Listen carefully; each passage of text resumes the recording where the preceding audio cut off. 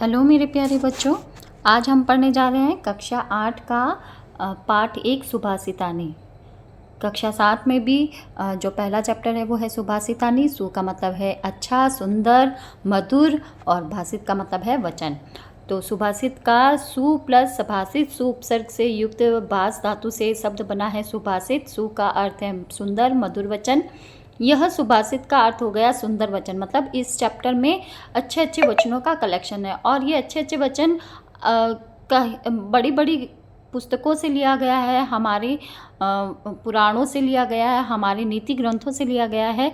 जैसे कि यहाँ पर नीति शतक है, भर्तृहरि द्वारा रचित नीति शतक है, मनुस्मृति है, मनुस्मृति, शिशुपाल वदम है, शिशुपाल वदम माघ द्वारा रचित शिशुपाल वदम, और पंचतंत्र से लिया गया है, पंडित विष्णु शर्मा द्वारा रचित पंचतंत्र है, उससे लिया गया है। और पंचतंत्र जो कहानियों का कलेक्शन है बच्चों, इसमें पशु पक्षियों के माध्यम से नैतिक शिक्षा की बात कही गई है। तो इस प्रकार इन ग्रंथों से इसमें विचार परक श्लोकों को संग्रहित किया गया है।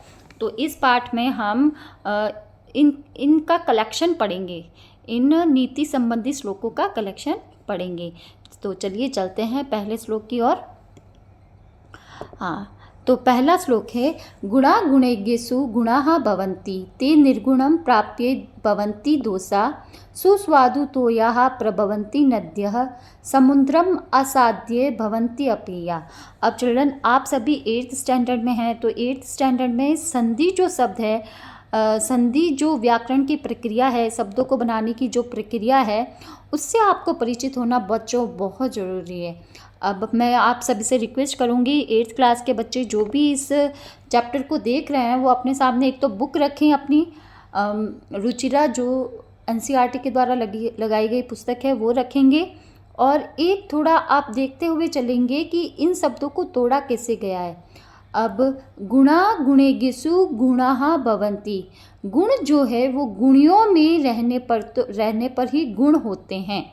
भवन्ति मतलब होते हैं, भू धातु से भवति भवतः भवन्ति, अंति वाला जो होता है वो बहुवचन में होता है। मैंने आपको प्रीवियस कई वीडियो में बताया है कि ती तह अंति, ती एक वचन की क्रिया है, तह द्विवचन के लिए इस्तेमाल की जाने वाली क्रिया है, और अंति से अंत होने वाली प्रायः जो क्रियाएं होती हैं वो बहुवचन के लिए होते हैं। तो पहली पंक्ति का अर्थ हो गया कि गुण जब गुणियों में होते हैं तब तक तो वो गुण रहते हैं। ते निर्गुणम प्राप्ये भवन्ति दोषाः, लेकिन जब वे निर्गुणम बिना गुण वाले किसी व्यक्ति के पास, मतलब किसी दोषी पापी व्यभिचारी के पास चले जाते हैं तो वे भवन्ति दोषा, तो वे गुण भी क्या हो जाते हैं, दोष हो जाते हैं। कैसे, एक उदाहरण के द्वारा बताया गया है। सुस्वादु तोयाः प्रभवन्ति नद्यः, नद्यः यहाँ पर बहुवचन का शब्द है, नद्यः मतलब नदियाँ, नदी नद्यो नद्यः, नदी एक नदी के लिए नदी, और नदी का रूप चलेगा नदी नद्यो, दो नदियां हैं तो नद्यो, और नदी नद्यो नद्यः। तो इस प्रकार से नद्यः जो शब्द है वो बहुवचन का है। नद्यः नदियाँ, प्रभवन्ति उत्पन्न होती है, सुस्वादु तोयाः, तोयाः मतलब जल, सुस्वादु मतलब स्वादिष्ट मीठे जल को लेकर उत्पन्न होती है। परंतु समुद्रम असाध्य, समुद्रम में मिलकर, यहाँ पर दो शब्द है, समुद्रम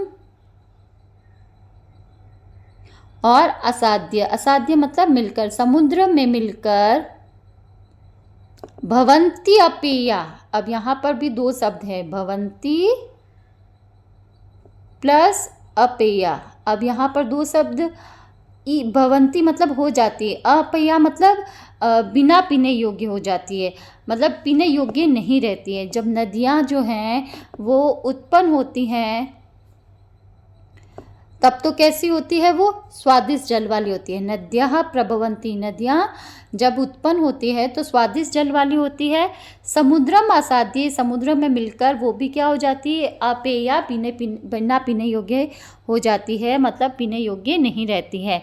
भवन्ति अपेयाः, अब यहाँ पर ई जो है, ई को य आदेश हो जाता है यण संधि के अनुसार सामने कोई भी असमान स्वर रहे तो यण संधि क्या कहती है? ई को य, उ को व और री को र हो जाता है। जैसे सु प्लस आगत, उ को व होकर स्वागत रूप बनता है। इसी प्रकार यहाँ पर भी ई को य आदेश होकर भवन्त्य अपेया संधि युक्त पद बना है। तो इस प्रकार से शॉर्ट रूप में देखेंगे इसका हम अनुवाद कि गुण जब गुणियों में रहते हैं तब तक तो वो गुण रहते हैं, लेकिन जब वो निर्गुण को प्राप्त हो जाते हैं तो वो भी दोष हो जाते हैं।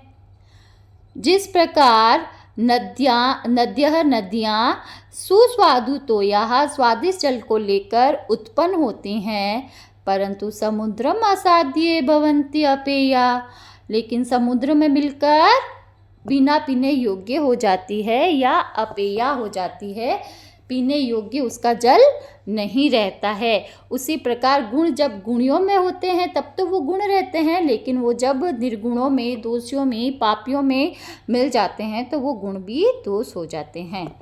तो अगले श्लोक की ओर चलते हैं अपन। हाँ, साहित्य संगीत कला विहीनः साक्षात् पशु पुच्छ विषाणहीनः तृणं न खादन् अपि जीवमानः तद्भाग्यदेयं परम पशुना। ये जो श्लोक है बच्चों वो भर्तृहरि द्वारा रचित जो नीति शतक है उसमें से लिया गया है। भर्तृहरि द्वारा रचित नीति शतक के अंदर शिक्षा का, विद्या का महत्व बताया गया है, जिसमें ये बताया गया है कि साहित्य संगीत कला विहीन, जो व्यक्ति साहित्य संगीत कला से विहीन मतलब रहित है, जो व्यक्ति साहित्य संगीत कला के बिना रहता है, बिना जीवित है, वो बिना है, वो व्यक्ति क्या है?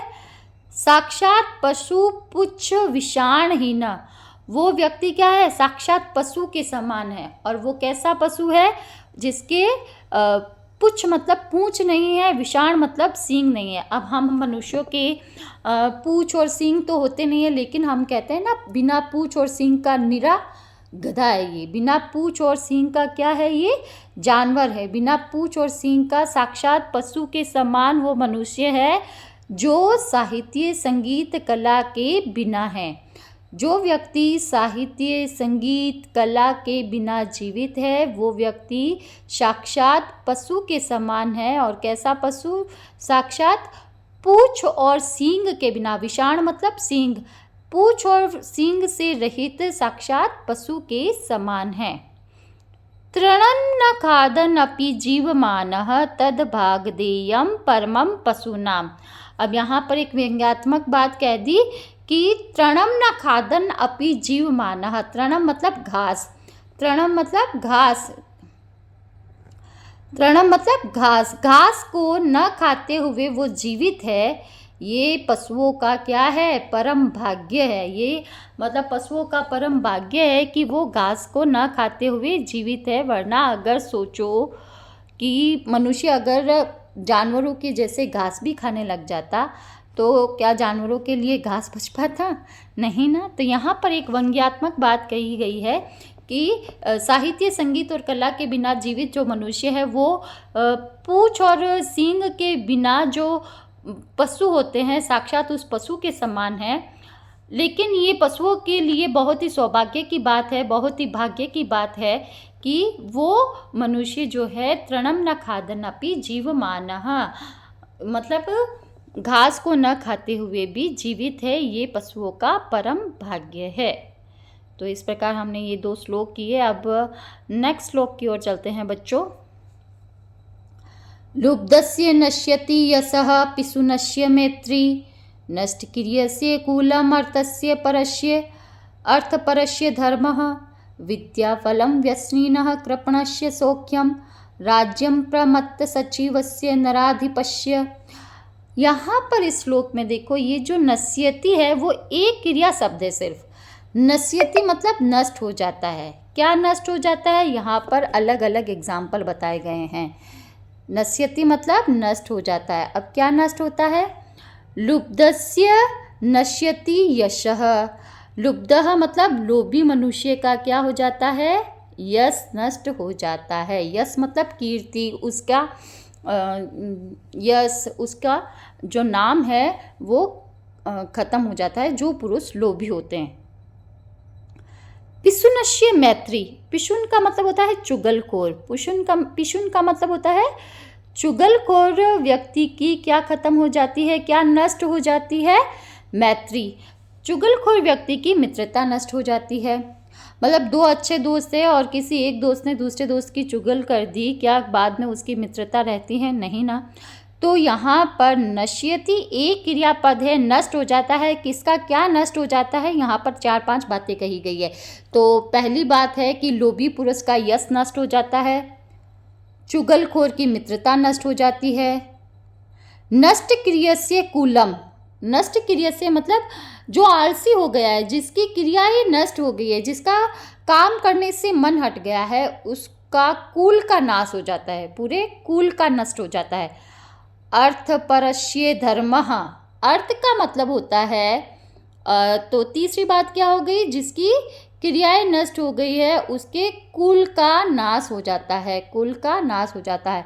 अर्थ परस्य धर्मः। और चौथी बात कह दी थी कि धर्म का नाश हो जाता है। किसका?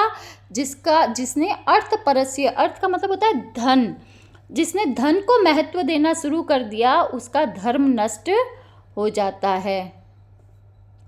और यहाँ पर 5वीं बात आ गई कि विद्या फलम व्यसनीनः, व्यसनीनः मतलब बुरी लत जिसको लग गई है उसका विद्या का फल सारा नष्ट हो जाता है। बुरी लत वाले का क्या नष्ट हो जाता है? विद्या का फल नष्ट हो जाता है।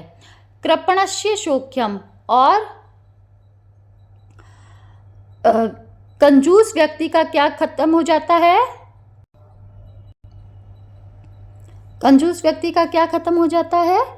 हाँ, कंजूस व्यक्ति का मित्रता खत्म हो जाती है। और राज्यम प्रमत सचिवस्य नराधिपस्य, और जिस राजा के राज्य में प्रमत सचिव मतलब व्यसन करने वाले आलसी जो सचिव है, आलसी मंत्रियों के राज्य का, राजा का, उसका राज्य नष्ट हो जाता है, उसका नराधिपस्य, जिस राजा का क्या होता है राज्य? प्रमत सचिव से, जहाँ पर मतलब आलसी मंत्री हो, प्रमत मतलब आलसी सचिव हो, उनका क्या हो जाता है? राज्य नष्ट हो जाता है। अब यहाँ पर नश्यति एक क्रिया के साथ कुल 6 बातें बताई गई है कि जिसका जो लोभी पुरुष है उसका यश नष्ट हो जाता है, चुगलखोर की मित्रता नष्ट हो जाती है, दूसरी बात हो गई। और तीसरी बात हो गई जिसकी क्रियाएं नष्ट हो गई है, जिसने कार्य करना बंद कर दिया उसका कुल का नाश हो जाता है। और अर्थपरस्य धर्म, जिसने धन को महत्व देना शुरू कर दिया है उसका धर्म नष्ट हो जाता है, ये चौथी बात हो गई। और व्यसनीनः, बुरी लत वाले की क्या नष्ट हो जाते हैं? विद्या का फल नष्ट हो जाता है। और यहाँ पर 7 बातें बताई गई है। और कृपणस्य शोक्य, और कंजूस व्यक्ति का क्या? मित्रता नष्ट हो जाती है। और राज्य प्रमत्त सचिवस्य नराधिपस्य, और जिस राजा के राज्य में प्रमत्त सचिव मतलब आलसी सचिव, आलसी मंत्री हो, उसका राज्य नष्ट हो जाता है। इस प्रकार ये 7 बातें बताई गई है। तो मेरे ख्याल से आपको ये श्लोक समझ में आ रहे होंगे। आप सभी अपनी बुक खोल कर बैठेंगे बच्चों। अब नेक्स्ट देखेंगे हम, पीत्वा रसम तु कटुकम मधुरम समानम माधुर्यमेव जन्येत मधुमक्षिकासो संतस्तथा एव सम सज्जन दुर्जनानाम श्रुत्वा वचः मधुर सुक्त रसम सृजन्ति। अब यहाँ पर बताया गया है कि जिस प्रकार मधुमक्षिकासो मतलब मधुमक्खियाँ क्या करती है? पीत्वा रसम तु कटुकम मधुरम समानम माधुर्यमेव जन्येत। मधुमक्खियाँ हैं वो कटुकम मतलब कड़वे रस्व को पीकर भी उससे क्या करती है? मधुर ही माधुर्यमेव जन्येत मतलब शहद ही उत्पन्न करती है। मतलब जो मधुमक्खी जो होती है वो फूल का रस पीती है, किसी का कड़वा भी होता है, किसी का मीठा भी होता है, और उसको वो मधुर के समान, मीठे के समान ही कड़वे रस को भी वो ग्रहण करती है। तो मधुमक्खियाँ जो है वो क्या करती है कि कड़वे रस को भी पीकर, कड़वे रस को भी पीकर क्या करती है, माधुर्यमेव जनयति, शहद को ही उत्पन्न करती है। माधुर्यमेव, शहद को ही उत्पन्न करती है, मतलब माधुर्य को ही उत्पन्न करती है। मधुमक्खियाँ कड़वे रस को पीकर भी जिस प्रकार शहद को ही उत्पन्न करती है, संतस्तथा एव सम सज्जन दुर्जनानाम श्रुत्वा वचः मधुर सुक्त रसम सृजन्ति। संतः मतलब सज्जन लोग, क्या तथा एव मतलब उसी प्रकार से, सज्जन उसी प्रकार से, समान रूप से सज्जन और दुर्जनों का मतलब अच्छे लोग और बुरे लोगों के वचनों को सुनकर मधुर सुक्त रसम सृजन्ति, लेकिन वो बुरे और अच्छे दोनों लोगों के वचनों को सुनकर भी लेकिन मधुर सुक्त रसम, मधुर जो सुक्ति रस है, मधुर जो अच्छी उक्तियों का जो रस है उसी को ही उत्पन्न करते हैं। कौन? संतः। संतः मतलब सज्जन लोग, तथा मतलब उसी प्रकार से, समान रूप से सज्जनों का और दुर्जनों के वचन को वो सुनते हैं लेकिन उत्पन्न क्या करते हैं, मधुर सुक्ति रसी, जो सही लगने वाले, जो उचित वाक्य हैं, जो मीठे वचन हैं, उनको ही उत्पन्न करते हैं। किस प्रकार से? जिस प्रकार मधुमक्खियाँ जो हैं, मधुमक्खियाँ हैं वो कड़वे रस को पीकर भी क्या उत्पन्न करती है, शहद ही उत्पन्न करती है। तो इस प्रकार से नेक्स्ट स्लाइड में हम बाकी के श्लोकों को देखेंगे।